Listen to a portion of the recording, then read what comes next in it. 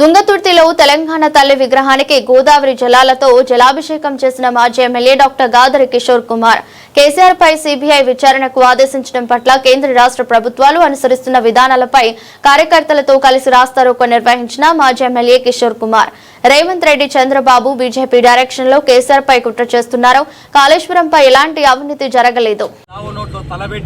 తెలంగాణను సాధించి 10 సంవత్సరాలు నిర్విరామంగా ఎవరు ఊహించినటువంటి అభివృద్ధి సంక్షేమ కార్యక్రమాలు తెలంగాణ జాతి పిత మీద ఓటుకు నోటు దొంగ మన దౌర్భాగ్యం తెలంగాణ ముఖ్యమంత్రి అయిన రేవంత్ రెడ్డి ఈ రోజు కావాలని చెప్పేసి కాళేశ్వరం అనేటువంటి దాని మీద ఒక కుట్ర పన్ని కమిషన్ వేసి ఆ కమిషన్ రిపోర్టును పెట్టి అదేదో భగవద్గీత అయినట్టు అదేదో బైబిల్ అయినట్టు దాంట్లోకి వెళ్ళి వచ్చిన దాని మీద మాట్లాడుతున్నామని చెప్తే ప్రతి దానికి మన మాజీ మంత్రి వారు హరీష్ రావు గారు అద్భుతమైనటువంటి సమాధానం చెప్పినా పదే పదే అడ్డుపడుతూ అసెంబ్లీలో మాట్లాడనిచ్చి అటువంటి అవకాశం కూడా ఇవ్వకుండా ఇబ్బందులకు గురి చేసినా ఏం చేయాలో తెలియక దీంట్లో ఏదో ఉందని ప్రతిసారి చెప్తూ పోతున్నాం, ఏం లేదు అని బీజేపీతో కుమ్మక్కాయి కాంగ్రెస్ పార్టీ సిబిఐ విచారణకు ఆదేశించడం అంటే ఇంతకంటే సిగ్గుమాలినటువంటి చర్య ఇంకొకటి లేదు.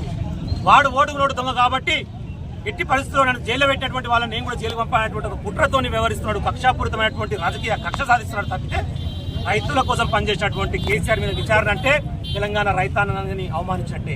కాళేశ్వరం ద్వారా లబ్ధి పొందినటువంటి తుంగతుర్తి నియోజకవర్గంలో ఈరోజు దాన్ని నిరసిస్తూ సిబిఐ విచారణ నిరసిస్తూ రాస్తారోకో కార్యక్రమం కూడా అందుకే చేస్తా ఉన్నాం. దయచేసి రైతాంగం కూడా గమనించాలి, తెలంగాణ ప్రజలు గమనించాలి. రైతుల కోసం తెలంగాణ కోసం పనిచేసేటువంటి నాయకుల పట్ల ఇలా వ్యవహరిస్తా ఉన్నారంటేనే వీడు తెలంగాణ ద్రోహి, తెలంగాణ ఉద్యమంలో కలిసి రాలేదు, సమైక్యాంధ్ర వాళ్ళ సంకన చేరిండు, తెలంగాణ వచ్చి ఇన్ని రోజులైతున్న తెలంగాణ ముఖ్యమంత్రి అయినా ఏ ఒక్కనాడు జరే తెలంగాణ అని చెప్పేసి ఈ రోజు వరకు నిలదించినటువంటి లంగా ఈ రోజు కావాలని చెప్పేసి తెలంగాణ మీద కుట్ర చేస్తా ఉన్నాడు. ఈ చంద్రబాబు డైరెక్షన్ లో అటు బీజేపీ డైరెక్షన్ లో జరుగుతున్నటువంటి కుట్ర. తస్మాత్ జాగ్రత్త, నువ్వు ఎన్ని కుట్రలు చేసినా ఎన్ని ఎంక్వైరీలు చేసినా అక్కడ ఉన్నది లేదు పీకేది లేదు, అయినా కావాలని చెప్పేసి మానసికంగా వేధించడం కోసం ప్రయత్నం చేస్తున్నాం.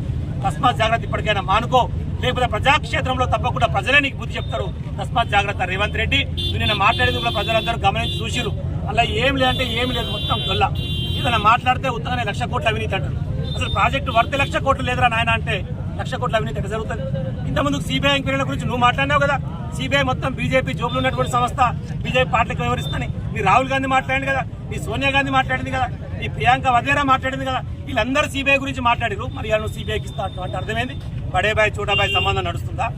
బీజేపీ కాంగ్రెస్ కుమ్మక్కై కేసీఆర్ తట్టుకునేటువంటి శక్తి మీకు లేక లోపల చీకటి ఒప్పందాలు చేసుకుని ఇలాంటి కుట్రనీతి ప్రయత్నాలు చేస్తే ఎవరు కూడా ఉపేక్షించే పరిస్థితులు లేరు. ప్రజలు మీకు తప్పకుండా బుద్ధి చెప్తారు. తస్మాత్ జాగ్రత్త అని చెప్పేసి హెచ్చరిస్తా ఉన్నాం.